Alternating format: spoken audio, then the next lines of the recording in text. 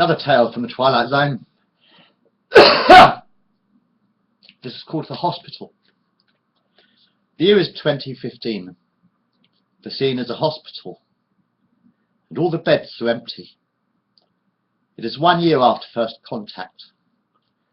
The alien did not arrive in a spaceship, but in a sudden burst of white light.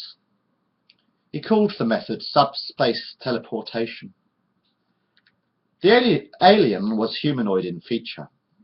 He even talked the same language as us, so we thought at first.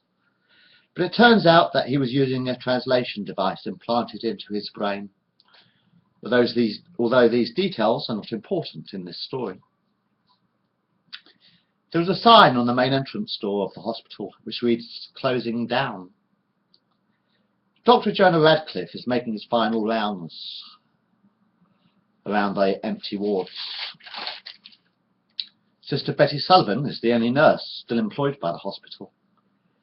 She stands at an empty bed, stripping the blankets and folding them up for storage. Dr. Radcliffe takes off his stethoscope and white coat and hangs them on a hat stand in his office. There is a knock at the door. "Have you finished locking up?" asked Sister Sullivan, entering the room. Jonah Radcliffe sits down behind his desk. "Isn't it a miracle, Betty?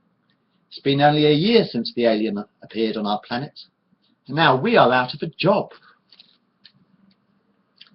Betty Sullivan laughed.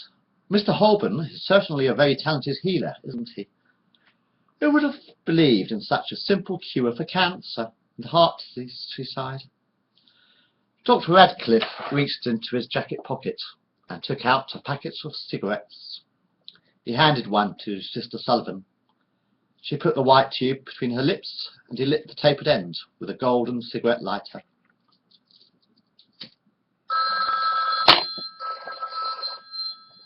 She inhaled deeply.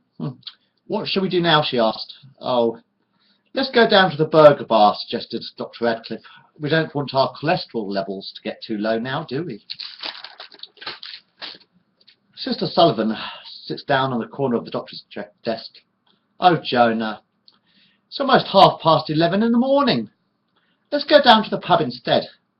Remember what Mr. Holborn says, 6 pints of beer a day keeps the doctor away." Jonah Radcliffe laughs. "Oh, why not? It's not as if I have a job to come back to anyway." The end.